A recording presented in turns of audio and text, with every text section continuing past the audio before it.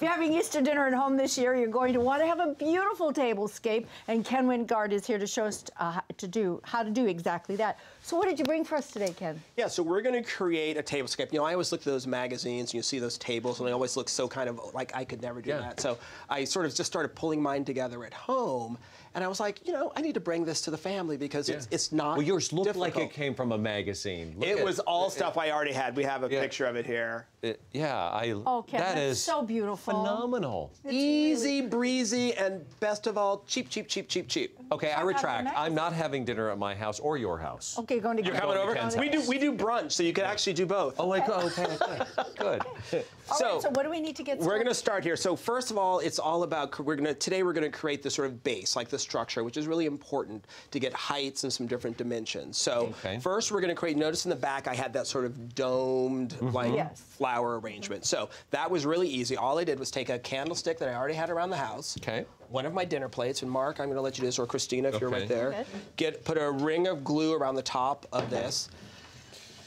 And the great thing about using glue on something like ceramic, like when Easter's over, I can pop that off. Oh, comes right off, right? Right, and so you go back to using your dinner plate. So I'm using one of the plates that I'm planning on setting the table with. So that's going to tie everything together.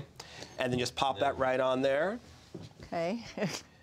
And then what you have here, ta-da! That's something right there. And Christina, you know all about cloches with gardening. You use these for seedlings. Pop that right on top, and all of a sudden you have sort of something that looks massive. Oh, it's beautiful. And that will be our center. If you don't have a cloche, I think I got this one for about 25 bucks. You can use them over and over. I've seen them at Home Goods. I think there you go.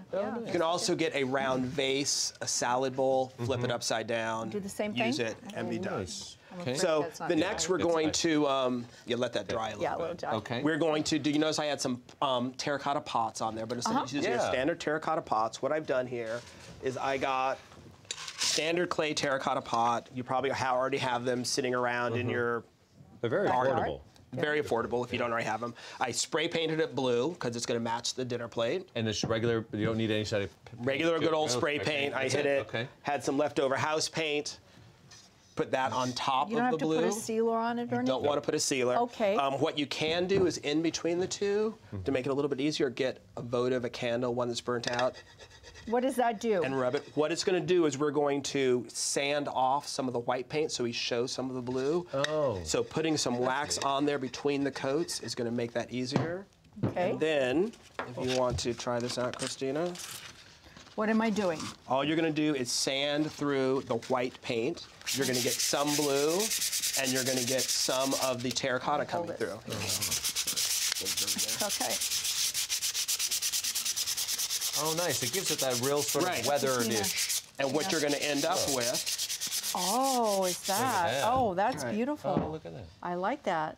So, you know, all of a sudden, with paint that you already have left around the house, you're going to get this sort of great. And what you're going to want to do is do two of those. Do a small one and a large one. I like that.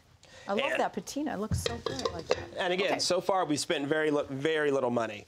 The next thing we're going to want to do is to create more depth, is to create risers. Okay. And what I did with that is I'm starting off with just a book. A book, standard books. Doesn't really matter what they look like. Get a few different sizes.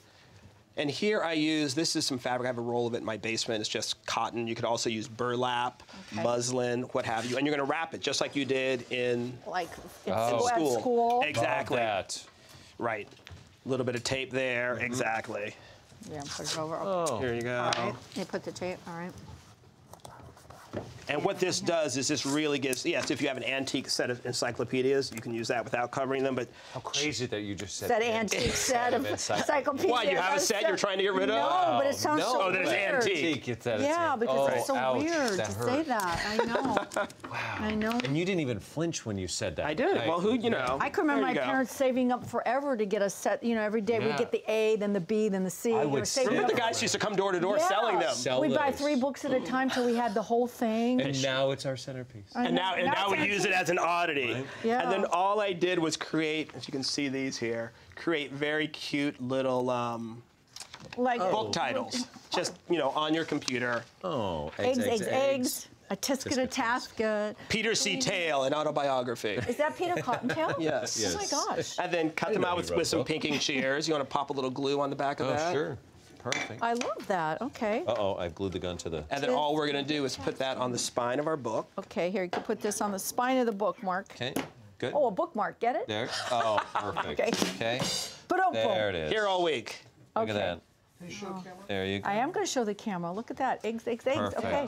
All right, so you can be sure to watch tomorrow when Ken will show us how to fill out this whole tablescape, and with flowers and greenery and special touches you can find at home without spending any money at all.